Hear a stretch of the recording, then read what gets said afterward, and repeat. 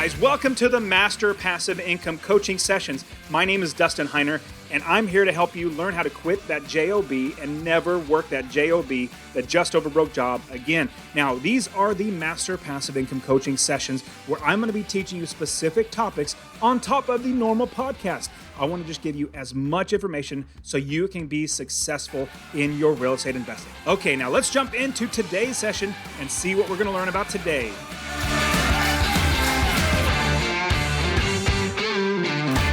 Okay, so let's shift now to where we're talking about financing, because how I found you, another one of my podcast guests, his name was Lee, and Lee helped me to know that there's a term called delayed financing. I was always doing it, I just didn't know what it was called, and he pointed me over to you and said, hey, talk to Patrick. He helps me. Like, we figured out how to do delayed financing, and we've got this, this whole everything lined up and done. And so tell us a little bit about delayed financing, like the broad overview, like what is it and how does it function? Yep. So delayed finance is basically when you use an asset, whether it's your own money or a loan from your retirement account, home equity line, or even a promissory note from somebody to go purchase a property with cash, fix up the property to where it's in now a rentable condition to where we can send an appraiser out there with that there's nothing wrong with the property essentially. And then we will basically provide you back with your project cost, give you back your project cost up to 75% loan to value of the appraisal value now. So example, just go through some quick math. You buy it for 60, you put 15 into it. So your project cost is 75,000. And then it's worth 100,000 when you're done. You literally could get a loan for 75,000 or 75% of what the appraisal value is once you're done doing your rehab. Now, is that that sounds fantastic.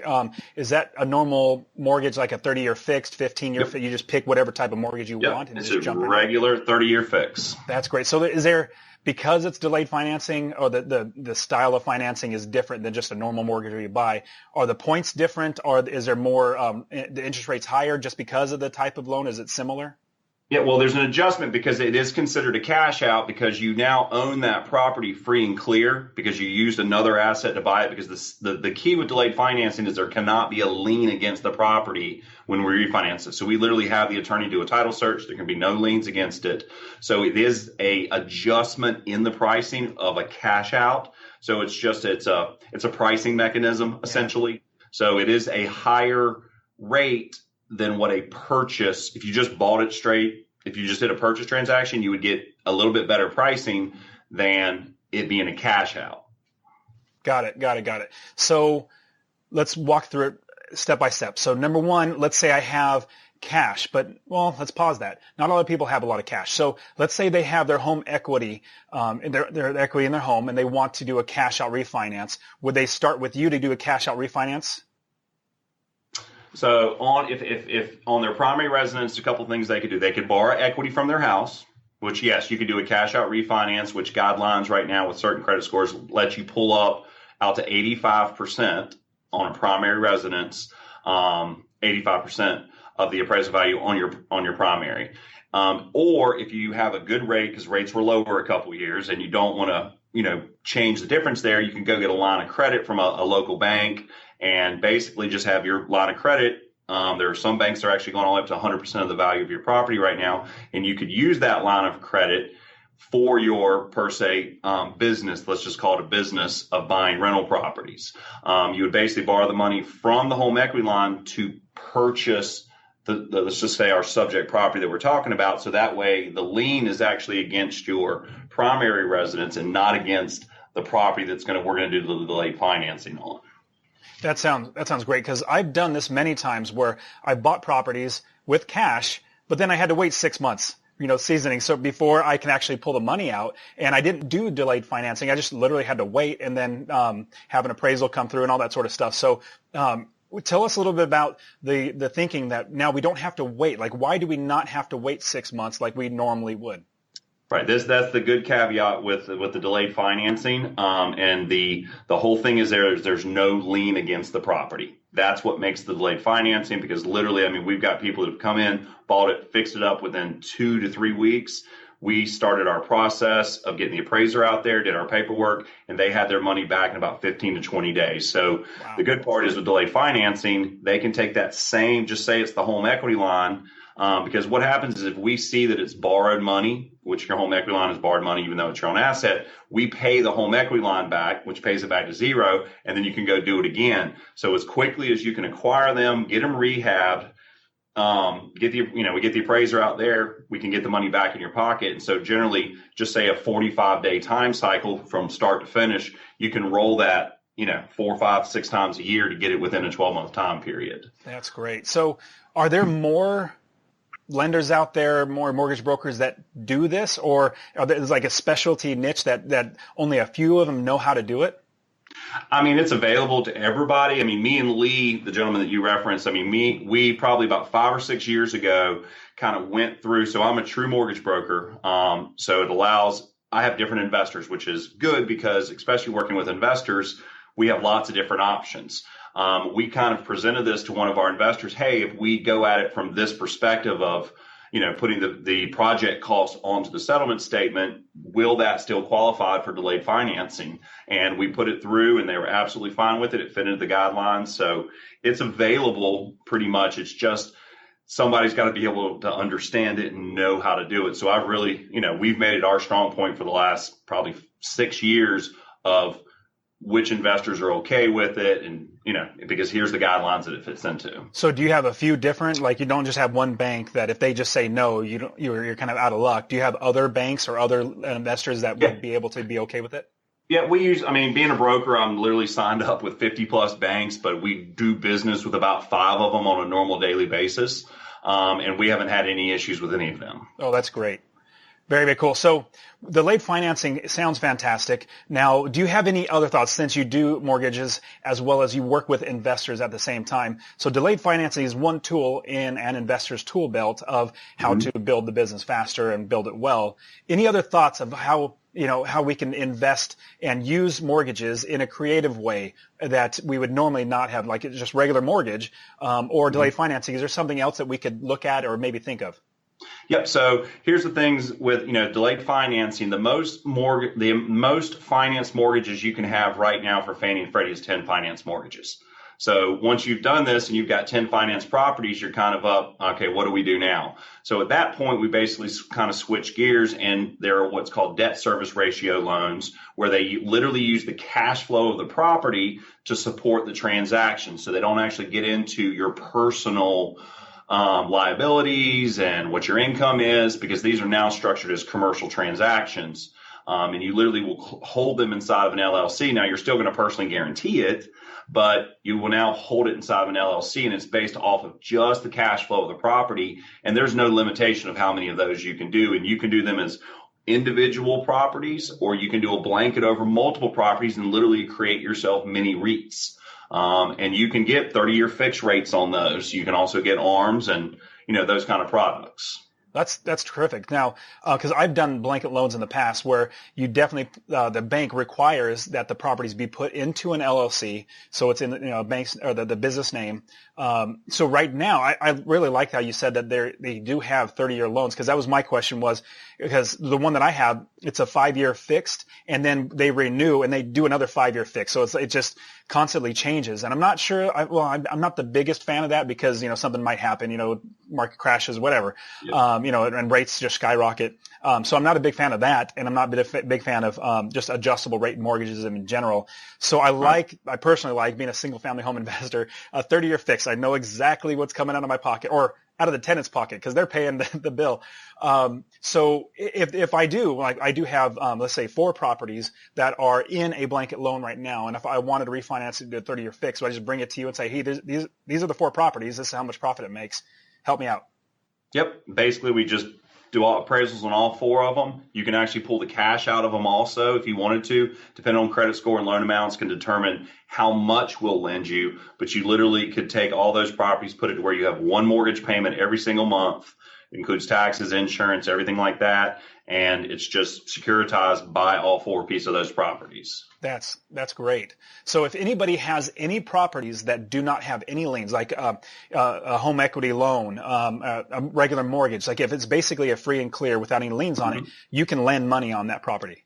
Correct. Yeah. And that's actually one of the bigger things we do is we've got investors right now that, have really worked hard on owning them free and clear, and they now don't have their W-2 job and they're trying to figure out how to keep doing it. So basically what we do is we sit down with them, what they're working with, and we'll go and do a cash out on those properties that they own free and clear, the ones that they want to bundle together to create that mini REIT, give them the cash to now they can go buy the next properties free and clear, fix them up, get them all rented, and then we duplicate the process and just continue moving the bucket. Every time they get them, completely rented it up, we just go back, give them the cash again, and they just go find the next deal. That's fantastic. I've done it many times. I love that process because my business builds so much faster when I'm using other people's money like that. It's just absolutely fantastic to do that.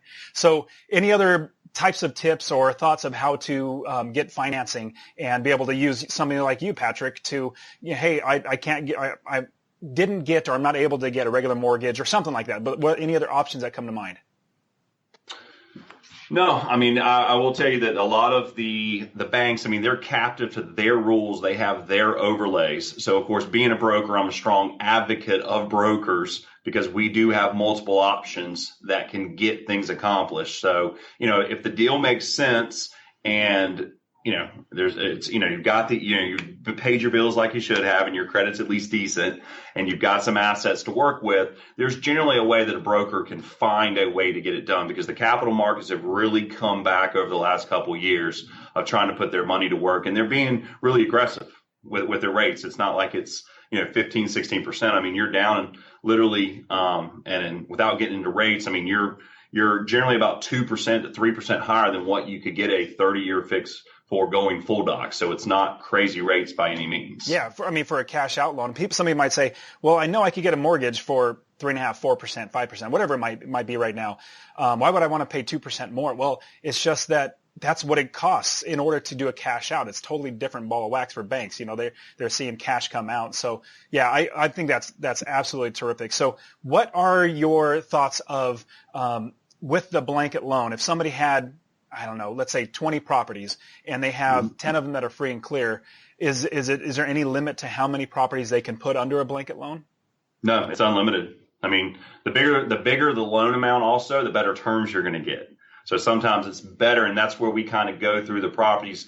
Because a couple variables get looked at. What's the value of the property gets, the individual property, because the investors have minimums of what they want those values to be worth. They don't want a $40,000 property in there, but we look at it. That's just the thing of sitting down with a professional and just trying to figure out what's the best way to get the best deal based off of my portfolio of things. Because when you put these in these blanket loans, because they're capital market deals, they do have prepayment penalties on them. That's why they're doing what they're doing. But generally, prepayment penalties are 5 years. They're not any longer than that. So like with a 30-year fix, you're going to have a 5, 4, 3, 2, 1. But after 5 years, you're able to do what you want to with it. Got it. And for people listening and watching this, it would basically be like if you, after 2 years, wanted to refinance again, that's a prepayment. Like you're literally paying off that loan again, so they're going to have that prepayment penalty. So yeah, that's great. So 5 years, that's really not that long to hold a bunch of properties and hold that note, especially if you have a 30-year note. Every time you refinance, it could be good if you have a lower rate, but if you refinance, if it's to help your business is good, but the downside is you start that whole interest clock all over again, which is a downside, but it's the cost of doing business. And I've done that so many times, and I've made so much more money because I started that clock over by pulling money out and buying more properties with it. It's just a great way to go, because most people don't have cash just to put down on a property. You start with a mortgage, and then with that mortgage, then you pay it down, or the tenant pays it down as you have it rented, and then you have a little equity. Time goes on, and you make the property better. You pull money out, start that clock over again, but at the same time, you can buy another property to make even more money. Does that sound like the right path to go? Absolutely. It's basically, what we tell people, especially with the 30-year fixed product, go ahead and lock it in, because that way, If you don't have that strategy, at least it's guaranteed. But after that 5 years, because generally every 5 to 7 years is when people make their moves. I mean, it's just a natural cycle that at least it gives you that option that you can now go pull that cash out, go do your next deal, and then go from there. That's great. So if somebody wanted to work with you, are you just in North Carolina, or do you have other states that you work with? Do you know anybody else that they can work with you on? Yeah, so as a residential broker for the 1 to 4 units, that's North Carolina, but I'm a network of many brokers across the country. So it's just a matter of, if somebody emails me, we have a whole list of what brokers are in what states that we can always introduce them to. From a commercial standpoint, that's actually unlimited. Every state has its own requirements. So there are certain states that we can't operate in, but every deal is different. So it's not like a straight residential world. We're only North Carolina. We can tell you what a 30-year fix is. It's just a matter of contacting us. If we can do it in the commercial side on one of our states, we'll be more than happy to. Otherwise, we'll introduce you to somebody that can do in that state. That's terrific. So next question goes along with the lines of the ability to get financing. I have a lot of people that listen to the podcast and watch the YouTube videos, and they're from out of the country. Like I have students that are, Switzerland or the Netherlands or just other places, like even in Afghanistan. And so have you come across anybody from outside the States to try to and invest in America, buy a property cash, and then refinance it? Do you see any hurdles with that, or is that possible? We have, so you're talking not U.S. citizens, Correct. What you're asking.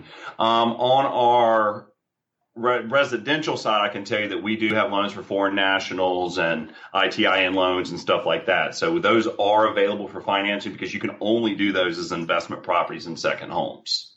Wow. What's the ITIN number? What was that? ITIN? Yeah, basically it's somebody that's actually here that doesn't have a social security number, but they've registered with the government and have been filing their taxes under an ITIN instead of a social security. Oh, I get it. Okay, that's what. Yes, I've come across that. So, what if somebody lives in another country and they're not actually living here? Yep, it's called foreign national loan. Right. Very, very good. So, if somebody wants to do the commercial lending with you and they're a foreign national, there shouldn't be too many problems, right? It doesn't sound like. Being a broker, we have all these different sources. So that's the difference, that we're not just captive to one bank's rules. We literally have access to lots and lots of different institutions that are trying to put their money to work. That's fantastic. So there is definitely a way for outside basically non-U.S. citizens to be able to invest in America. And I think that's fantastic that we have the ability to do that, because I have quite a few people that are really just, man, I'd love to invest, but where I'm living, like, let's say Greece or Switzerland, like they literally have like generational loans. Like the loan passes on from generation to generation because it's so expensive. And like, well, I want to get cash flow. I'm thinking one student in particular, I'm trying to help them to get started in here. And so this is great. I'm really, really glad that I got to talk to you. Now, thinking about North Carolina, as we're wrapping up, I was thinking if somebody were to work with you in getting a residential property in North Carolina, is there any area that you would not say this is a great area, but like maybe, hey, take a look at this area, like Raleigh or another place. Like, is there any area that you would suggest that you can get a property for $60,000 to $80,000 and do what you're talking about? For that price range, I mean, we have Fort Bragg, Fayetteville area. We have Jacksonville, North Carolina. There's Goldsboro. I'm just thinking of the military institutions because generally that's where you're going to have a lot of those areas, essentially, where there's a lot of turnover because people coming in, people moving out, and also the support staff that support the military. It kind of keeps those prices relatively down. So here in North Carolina, those are kind of the areas there. I mean, once you start getting into Raleigh, Chapel Hill, Durham, I mean, things are going up. Those are big technology and education areas. And then Charlotte, North Carolina being a big banking. Once you go west of that, you're into the mountains, and you'll have those price ranges, yes, but it depends on whether you're looking for, is it a good rental area? Because there's got to be something there that keeps them there. Most people in those areas own their properties because they can be generational properties. That's cool. So in September, I'm actually going to be over in Florida, driving up to Washington, D.C., just sightseeing as well as looking at properties. So I'm going to take your idea and look at some areas and try to hopefully find some properties out there. So that's really good. Great insight. Cool. So Patrick, as we're wrapping up, I definitely want people to be able to find you and to be able to utilize your services and then your network as well. As they can point people, you can point people to different brokers in different states if you're not able to get it done, which seems like you're just about everything you can. How can they reach you? How can they find you and get a hold of you and contact you? Best way to do it, I mean, we have our website is mcmortgagegroup.com. Visit us on the website. You can also reach out via email. My email address is pstoy@mcmortgagegroup.com. Those are probably the best two ways for people to touch base, essentially. Got it. Now that's great. Now I'll also have this in the show notes in the description as well, so anybody else can get there and they can just click on the link and go right to you guys. But Patrick, thank you so much. It's been really informative, and it's been super awesome to see that there are other ways to get properties and creative ways to use your financing and other people's money to get and build your business even bigger. So thank you very much. Thank you, Dustin. I really appreciate it, man. All right, man. Bye. Take care. Bye.